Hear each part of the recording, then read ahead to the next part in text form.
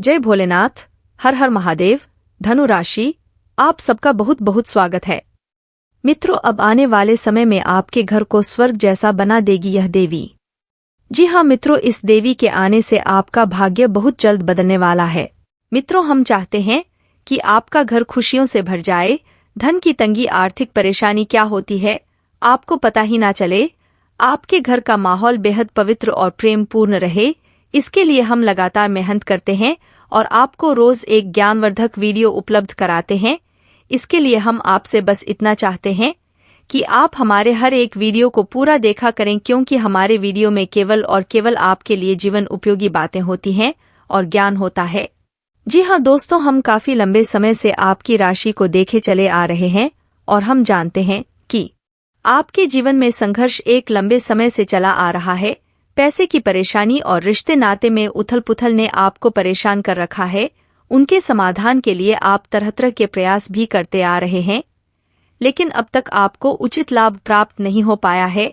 लेकिन दोस्तों, हम आपको जो भी उपाय बताते हैं वह कारगर होते हैं और हजारों लोगों पर ऐसे उपायों का प्रभाव पहले ही देखा जा चुका है, तो यह उपाय आपके ऊपर भी निश्चित कार्य करेंगे।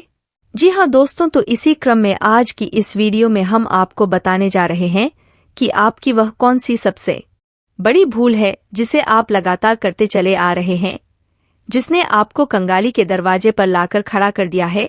आप कितनी ही मेहनत करें, कितने ही बड़े बड़े अरमान सजाएं, कितने ही बड़े बड़े काम करें, लेकिन आपका अंत में एक ही अंजाम होता है और वह होता है सिर्फ और सिर्फ परेशानी, हताशा और निराशा।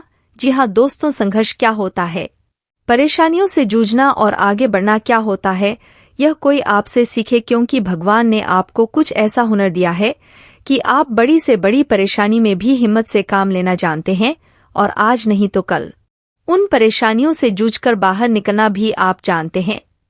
कुल मिलाकर कहा जाए तो आप एक मेहनती, सहनशील और आशावादी इंसान हैं।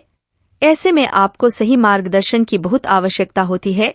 जी हाँ दोस्तों, आपकी राशि के जातकों में यह विशेष हुनर पाया जाता है कि यह हर एक कार्य को अपने तरीके से करना पसंद करते हैं और उनके अंदर आत्मनिर्भर बनने का एक अजीब सा जुनून होता है।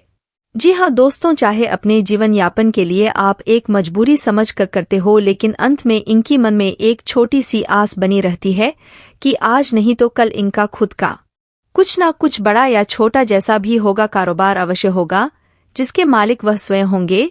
जी हाँ दोस्तों, और इसी चक्कर में आप लोग कई बार ऐसे ऐसे कार्य कर जाते हैं कि आप बड़ी परेशानियों को मोल ले लेते हैं, लेकिन आप उन परेशानियों से लड़ना अच्छी तरह से जानते हैं और आप अपनी परेशानियों की जिम्मेदारी स्वयं पर लेना पसंद करते हैं। किसी को अपनी तकलीफों में शामिल करना आपको पसंद नहीं है। जी हाँ दोस्तों, आपके जीवन में कई बार ऐसे मौके आए हैं जब आप अकेले में अपने आंसुओं को लेकर बैठे हैं, लेकिन जब आप सबके सामने जाते हैं तो आपके चेहरे पर एक मुस्कुराहट ही होती है। इससे लोगों को कभी यह अंदाजा ही नहीं लगा पता कि आपके मन में क्या चल रहा है, आप किस भयंकर युद्ध से लड़ रहे हैं। जी हाँ दोस्तों, यह थी आपके जीवन के संघर्ष की छोटी सी एक झलक, लेकिन दोस्तों, आपके जीवन का संघर्ष आने वाले समय में बहुत जल्दी समाप्त होने जा रहा है। जी हाँ दोस्तों, अब ग्रहों ने कुछ ऐसे योग बनाने शुरू कर दिए हैं कि आने वाला 1-1.5 साल का समय ऐसा रहेगा जो आपके जीवन में बड़े क्रांतिकारी बदलाव लेकर आएगा। लेकिन दोस्तों, हम आपसे फिर भी एक बात कहना चाहेंगे कि अंत में नक्षत्र हो, चाहे भगवान की ही कृपा क्यों ना हो, लेकिन मेहनत तो आपको ही करनी होगी, प्रयास तो आपको ही करने होंगे। अगर हाथ पैर हाथ धरकर बैठ जाएंगे तो कोई भी आपका साथ नहीं दे पाएगा। दोस्तों, आपको अपने जीवन में कुछ ना कुछ छोटे छोटे उपाय भी आजमाते रहने चाहिए, क्योंकि उपाय से हम अपने आसपास की ऊर्जा के वातावरण को शुद्ध करते हैं, स्वच्छ करते हैं। जी हाँ दोस्तों, इस वीडियो में हम आपको बताने जा रहे हैं आपकी वह कौन सी भयंकर गलती है जो आपको भयानक नकारात्मकता की ओर ले जाती है। जी हाँ दोस्तों, यह ज्ञान आपके पूजा घर से जुड़ा हुआ है। आपके पूजा घर में कुछ ऐसी चीज होती हैं जो आपके घर में, आपके जीवन में नकारात्मकता का प्रवेश करवाते हैं। इनके हमारे पूजा घर में होने से हर प्रकार से हमारे आसपास नकारात्मक वातावरण बन जाता है। खास तौर से हमारे घर का वातावरण बहुत ही अशुद्ध हो जाता है। यह नकारात्मकता इस हद तक बढ़ जाती है कि आपस में झगड़ा होने लगते हैं, लोगों में आपसी प्रेम कम होने लगता है और सबसे बड़ी बात यह है कि घर में हमेशा हमेशा के लिए आर्थिक तंगी यह यूं कहीं की दरिद्रता का वास हो जाता है। तो ऐसे में आपके लिए यह जानना बेहद आवश्यक है कि कौन सी है वह चीज है जो आपके पूजा घर में किसी भी हालत में होनी नहीं चाहिए। यदि आपके पूजा घर में भी है तो आपको उन्हें निश्चित ही निकाल कर बाहर कर देना चाहिए। अपने घर में भी उन चीजों को आपको नहीं रखना चाहिए। जी हाँ दोस्तों, तो आज के इस वीडियो की शुरुआत करते हैं, लेकिन इससे पहले आपसे एक निवेदन है कि कमेंट में पूरे भक्ति भाव के साथ जय मां भद्रकाली लिखना ना भूले। माता आपका कल्याण करेंगी, आपका उधर होगा। तो चलिए दोस्तों वीडियो की शुरुआत करते हैं। दोस्तों, हम जाने अनजाने अपने जीवन में कुछ चीज ऐसी अपने पास रख लेते हैं जिनकी नकारात्मकता हमें लगातार परेशान करती रहती है। फिर हम बैठकर यह सोचते हैं कि हमारे कार्य तो बहुत अच्छे हैं, मेहनत भी लगातार कर रहे हैं, लेकिन अब ऐसा क्या हो गया कि हमारी तरक्की रुक गई है, पैसे की आवक कम होती जा रही है और आपस में झगड़ा और मेलजोल भी काम होता जा रहा है। आखिर इस बात का कारण क्या है? लेकिन हम कितना भी इस विषय पर विचार कर लें, लेकिन हमारा ध्यान उन चीजों की ओर जा ही नहीं सकता है, क्योंकि यह हमारी ऐसी गलतियां हैं जो हमें कभी दिखाई नहीं देती है और कभी कभी हमारी अज्ञानता भी इसका कारण बनती है। इसलिए दोस्तों, हमारा आपसे बस यही कहना है कि आप इस वीडियो को पूरा देखिए, आपको अद्भुत ज्ञान प्राप्त होगा। जी हाँ दोस्तों, तो सबसे पहले हम बात करेंगे कि आपके पूजा घर में कौन सी वह चीज है जो लगातार आपके जीवन में नकारात्मकता का प्रवेश करवा रही है और आपकी तरक्की में, आपकी उन्नति में बाधा का काम कर रही है। जी हाँ दोस्तों, और इसमें से आखिरी की दो चीज तो ऐसी है जो लगभग हर एक इंसान के पूजा घर में निश्चित ही होती है, लेकिन हम आपको बता दें कि शास्त्रों में इन चीजों को अपने पूजा घर में रखना, भगवान के समीप रखना बिल्कुल ही मना है। अपने पूजा घर में किसी भी कीमत पर नहीं रखना चाहिए। आप घर में ही कहीं और रखें, लेकिन पूजा घर में न रखें। तो वीडियो को ध्यान से देखें और सभी बातों को ध्यान से समझने का प्रयास करें। दोस्तों, सबसे पहले चीज जो हमारी पूजा घर में होती है और हमारे जीवन में नकारात्मकता का प्रवेश करवाती है, वह होती है किसी भी देवी या देवता की मूर्ति या फोटो विषम संख्या में होना। जी हाँ दोस्तों, ऐसा अक्सर होता है कि हमारे पूजा घर में किसी एक देवी देवता की मूर्ति या फोटो विषम संख्या में पाई जाती है। जैसे कि हम भगवान भोलेनाथ की यदि पूजा करते हैं तो उनसे हम बहुत प्रेम भी करने लगते हैं। फिर उनसे प्रेम की अधिकता के कारण हम अपने पूजा घर में उनकी कभी कभी 3 फोटो 5 फोटो इस प्रकार से रख लेते हैं, और शास्त्रों में भी इसका निषेध है। दोस्तों, यदि आपको अपने पूजा घर में किसी देवी या देवता की मूर्ति या फोटो रखनी है तो आप एक ही मूर्ति या फिर फोटो रखें। और दोस्तों, मूर्ति रखने का भी विशेष विधान होता है कि हम किसी भी आकार की मूर्ति नहीं रखते हैं। मूर्ति धातु की होनी चाहिए, 4 अंगुल से छोटी होनी चाहिए और अंदर से ठोस होनी चाहिए, तभी वह मूर्ति पूजनीय होती है। यदि हम खोखले मूर्ति की पूजा करते हैं तो बेहद अनिष्ट कार्य है। देवताओं की पूजा होने की बजाय हमें उनकी बुरी दृष्टि का सामना करना पड़ता है।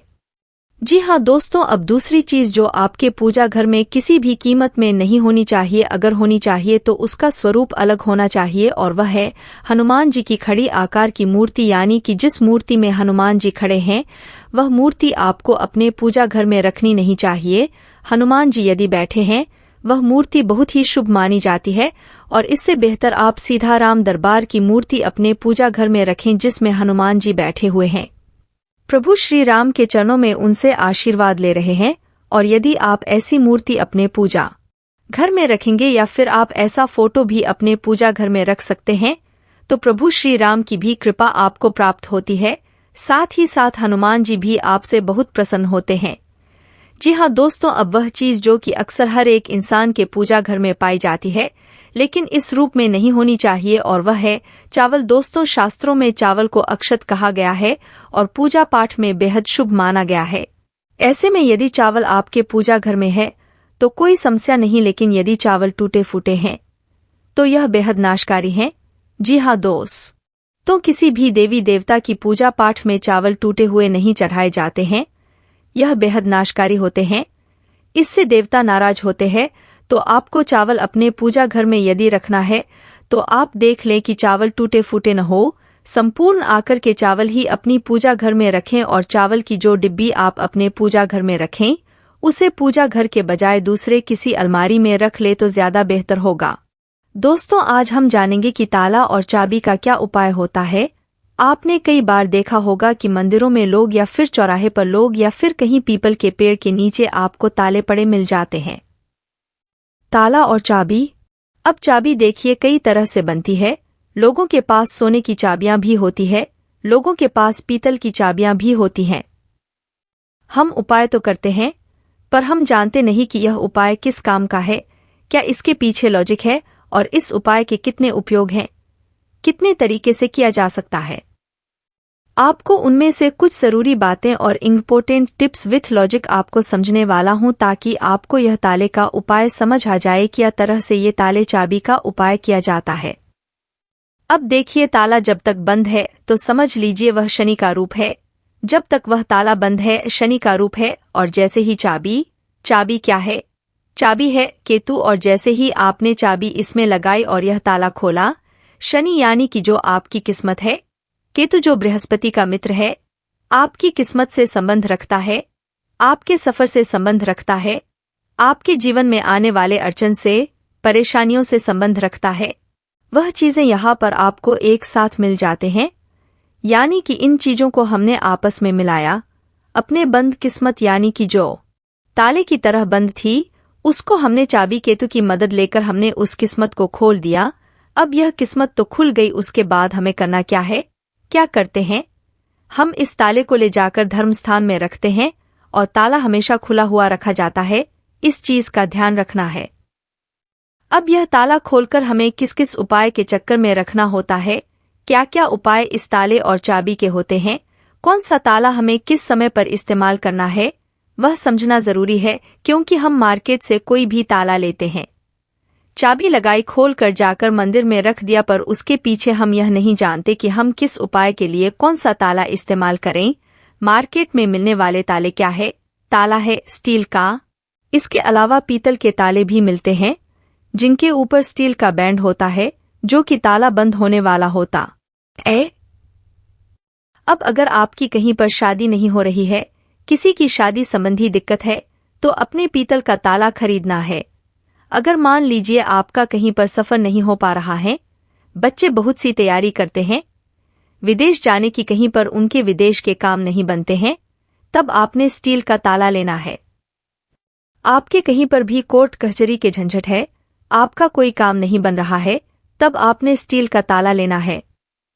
अगर आपका कहीं पर कोई सरकारी कामकाज है जो कि आपने करवाने हैं, कहीं पर कोई जॉब की तैयारी कर रहा है, कहीं पर कोई टेंडर लगाना, गवर्नमेंट से सपोर्ट चाहता है, उसके लिए आपको पीतल का ताला लेना है।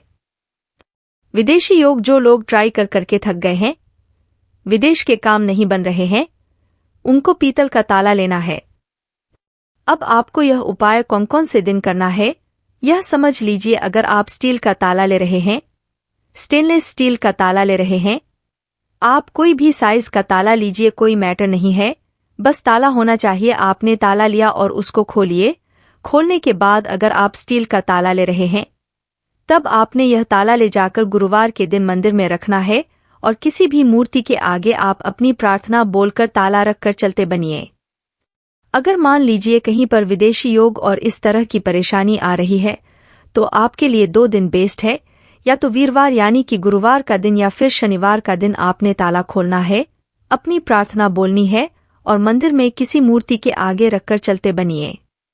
शादी नहीं हो रही है तो आपको ताला लेना है पीतल का। पीतल के ताले के साथ 400 ग्राम चने की दाल जरूर ले लीजिएगा।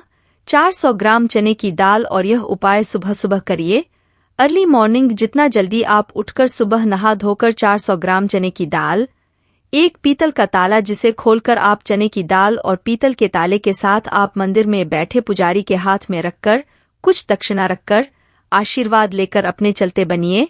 यह विवाह का उपाय कम से कम 7 गुरुवार इसी तरीके से आप रिपीट करते रहिए। आपके विवाह के योग होंगे, अच्छा जीवन साथी मिलेगा। आपके ऊपर जो गुरु की बाधा आ रही थी, आपके रिश्ते होने में वह आपकी दूर होगी।